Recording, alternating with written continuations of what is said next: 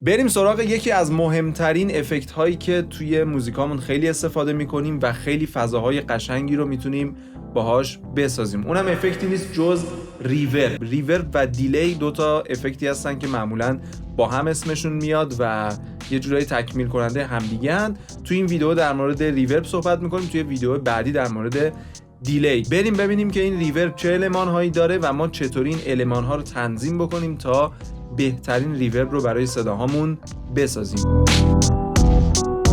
قطعاً ما ریورب های زیادی داریم از شرکت های مختلف. یکی از ریورب هایی که من خودم خیلی استفاده میکنم والهالا وینتیج، یه ریورب خیلی خیلی باحال، رنگ خیلی باحالی داره. یکی دیگه از ریورب هایی که خیلی استفاده میکنم ریورب توی خود FL استودیو. الان آموزشمون رو روی این میریم چون محیط ساده تری داره برای آموزش، خیلی بهتره. اینجا هم به ما یک فضایی داده و به صورت تصویری قشنگ میتونم روش براتون توضیح بدم. ولی اکثر ریورب ها، یعنی اکثر پلاگین ها، فرق نمیکنه چه شرکتی باشه، همشون اون المان های اصلیشون ثابته. یه سری چیزا هستش که حالا خود شرکت ها میان تغییر میدن. مثلا توی این والهالا وینتیج اومده یه کالر گذاشته، مثلا وقتی میری روی 1980 رنگ ریوربش حال و هوای اون سالهای 1980 رو میگیره، وقتی میری روی 1970 حال و هوای سال 1970 رو میگیره. مثلا این یه چیزیه که والهالا اومده اضافه کرده، ما توی ریورب FL استودیو اینو نداریم. ولی بقیه چیزاش مثلا هایکات، لوکات، سایز، اینا میبینید که همشون ثابته و توی همه ریوربا اکثرا یکیه. خیلی خب، اولین اسلایدری که اینجا میخوام بهتون بگم، من به ترتیب اولویت میگم درای و ویت. این دوتا اسلایدر از اسلایدرهایی هستن که حتما شما باید تنظیمشون بکنید. درای صدای خشک شماه، ویت صدای ریورب شماه. اینو اگر من ببندم الان صدای خاممو دیگه ندارم، فقط صدای ریورب. اگر این باز باشه اینو ببندم دیگه ریورب هیچی ندارم. پس این دوتا مهمترین اسلایدرهایی هستن که همون اول شما باید تنظیم بکنید. توی والهالا اینو به صورت یک ناب میکس گذاشته، هر چقدر که این میکس بیشتر باز باشه ریورب بیشتری گرفته. الان اصلا توی والهالا من صدای اصلیمو ندارم. ببین یک اسلایدر دیگه هم اینجا داریم نوشته ER، مخفف Early Reflection. این همون بازگشت اولیه صدای. قدیما که سیستم و نرم افزارهای آهنگسازی و پلاگین و اینها نبود، ریورب به این شکل نبود. یک فضایی بود، یه فضای فیزیکی بود، یه حالت اتاق یا یه ساختمون بود که اون شخص نوازنده یا خواننده میرفت توی یه نقطه خاص وای میستاد، شروع میکرد به خوندن یا حالا نواختن و اون صدا اونجا ریورب میگرفت. اون بازگشت صدا که از برخورد صدا به دیواره های اون اتاق شکل میگرفت و اینجا به صورت یک اسلایدر گذاشته نوشته Early Reflection. حالا این چیه؟ ببین من این دوتا رو اگر خاموش بکنم میبینی که خیلی شبیه همون صدای خاممه، چون قراره بازگشت همون صدا باشه. اگر اینو من الان یه حالت دابل گرفته، چون یکی صدای اصلی مونه، یکی هم همین ER. خیلی خب، ناب بعدی که اینجا داریم و خیلی هم مهمه سایزه، یعنی سایز اون اتاق یا همون فضای مجازی که ما داریم که حالا اینجا به صورت یک استوانه یا یه دایره داره به ما نشون میده. سایزش چقدر باشه؟ به صورت پیشفرض روی بزرگترین حالته، ولی میتونید تغییر بدید. پر استفاده ترینش همین 100%، ولی بازم بستگی به موزیکتون و سبکتون داره. توی سبک‌های مختلف این فرق میکنه. خیلی سبک‌ها هستن سبک‌های مینیمال‌تر که ریوربای خیلی کوتاه‌تر و کوچیک‌تری دارن، اونجا ما میتونیم این سایز رو بیایم کمتر بکنیم. گزینه بعدی دفه یا همون دیفیوژن، یعنی تعداد انعکاس اون صدا، یعنی تعداد ضلع‌هایی که ما توی این اتاق مجازیمون داریم. من میتونم اینو تبدیل کنم به یه اتاق 4 ضلعی. ببین میبینی خیلی تفکیک شده تره، انعکاس صدا خیلی مشخص تره. ولی اگه میخوای خیلی ریورب نرمی داشته باشی این دیفیوژن روی آخر باشه. المان بعدی که خیلی اهمیت داره، تا اینجا المانایی که گفتم مهمترین المانان، این دیکی هم جز هموناه. دیکی یعنی طول ریورب شما، چقدر طول بکشه ریورب. یعنی چی؟ ببین الان روی 1.5 ثانیه است. ببین حالا من اینو میذارم روی مثلا 10 ثانیه. ببین 10 ثانیه ریورب من طول میکشه به همین راحتی. اگر اینو بذارم روی آخر یعنی 20 ثانیه، این دیگه تا صبح برای خودش میبینی قطع نمیشه دیگه.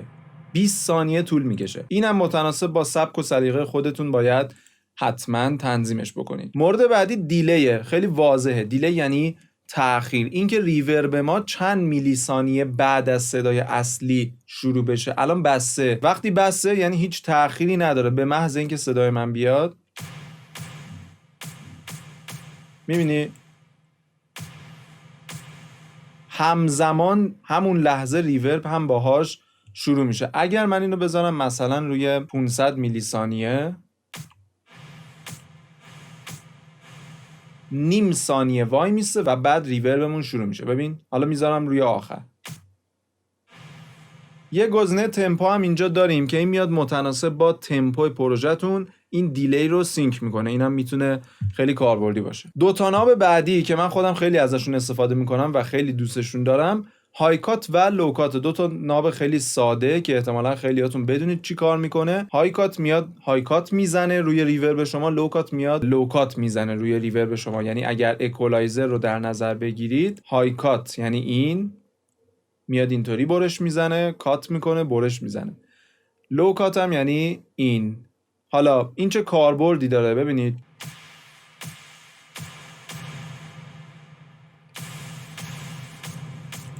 یه وقت هست مثل الان صدای من فرکانس های لو داره ولی نمیخوام ریوربم هم اون فرکانس های لو رو داشته باشه. اوکی، یعنی فرکانس های لو صدام نمیخوام ریورب بگیره. اینطور وقتا میام کات میزنم. اینطوری دیگه شاید فضا خیلی کثیف نشه، ریورب خیلی تر و تمیزتری داشته باشم. هایکات هم همینطور. خیلی وقتا هست مثلا شما دارید روی یک وکال ریورب میدید، نمیخواید فرکانس های های وکال هم ریورب بگیره، مثلا سین و شینش نمیخواید ریورب بگیره، اینو میایید کات میزنید. این کاربردها رو داره. این یکی از المان هاییه که من خیلی تنظیم میکنم، لوکات. یه گزینه هم اینجا داریم. حالا این توی همه ریوربا نیستش ولی توی این ریورب افل استودیو ما اینو داریم.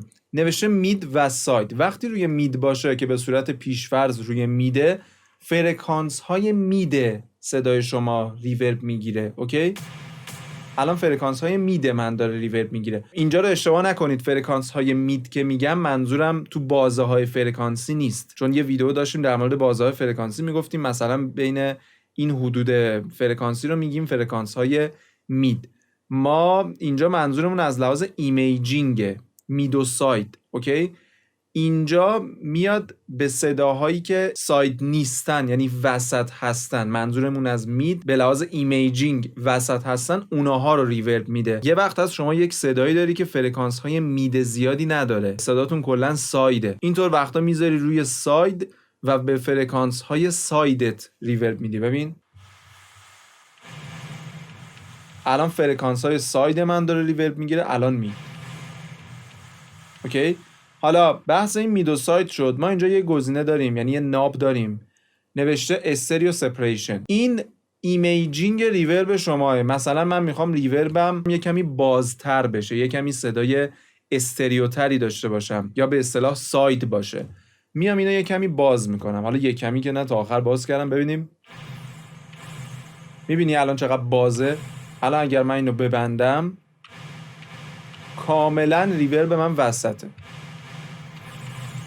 اگر با اسپیکر یا هدفون گوش کنید کاملا متوجهش میشید. اینو هم من بعضی وقتا یه کمی میام باز میکنم. حالا بستگی داره بازم، ولی کاری که خودم هم میکنم و میگم شاید بتونه بهتون کمک بکنه. دو تا ناب دیگه هم اینجا داریم. یکی نوشته مود، یکی اسپید. این دوتا به هم دیگه متصلن، یعنی باید با هم تنظیم بشن. حالا این کلا چی کار میکنه؟ ببینید این میاد ریورب شما رو مودش رو عوض میکنه.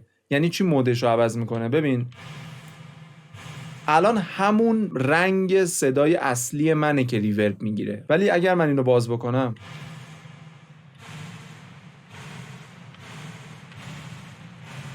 میبینی ریورب من یه کمی رنگش عوض میشه. یعنی هرچی میره جلوتر، حالا این اسپید هر چقدر بیشتر باز باشه سریعتر این اتفاق میفته، سرعت رنگ عوض کردنش بیشتر میشه.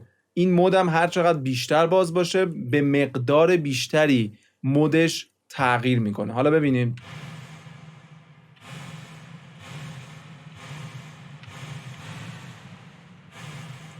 الان میبینی خاموشه. قطعاً این ریورب خیلی جذابتری. حالا نه اینکه شما این دوتا رو تا آخر باز بکنید، ولی میتونه خیلی ریورباتون رو قشنگتر و جذابتر بکنه. 3 تا ناب دیگه اینجا میمونه. یکی بیس که از همه مهمترش همین بیسه. ببینید اینجا رو حتما لازمه که با اسپیکر یا هدفون گوش کنید. ببین الان بیس من تا آخر بازه. میبینی یه بیس زیادی توی ریوربم وجود داره. من اگر اینو بیارم اینجا رو ببین، این تیکه میبینی چقدر بیس دارم. حالا من اینو میبندم، میبینی سری میریزه. این از این. ناب بعدی که اینجا داریم نوشته کراس، مخفف همون کراس اوور. این خیلی ناب مهمی نیستش، یعنی اینکه میگه که از چه فرکانسی میخوای این ناب بیس اعمال بشه به صدا. همین. ناب آخری هم که اینجا داریم دامپینگه که اینجا نوشته دامپ.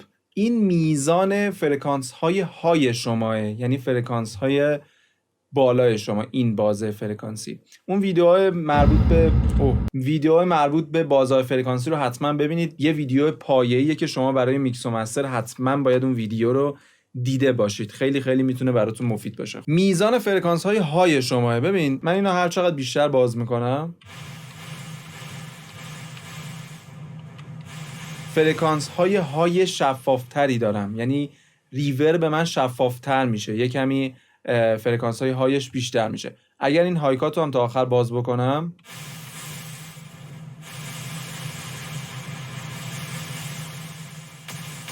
اینم از این. خیلی خیلی ساده و راحت. کلا ریورب المان‌های خیلی پیچیده‌ای نداره. تمام گزینه‌هاش خیلی مشخصه که چه کاری انجام میدن.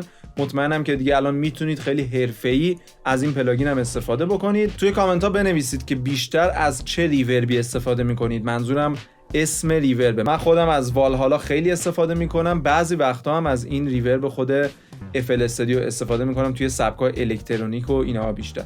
خیلی خوب.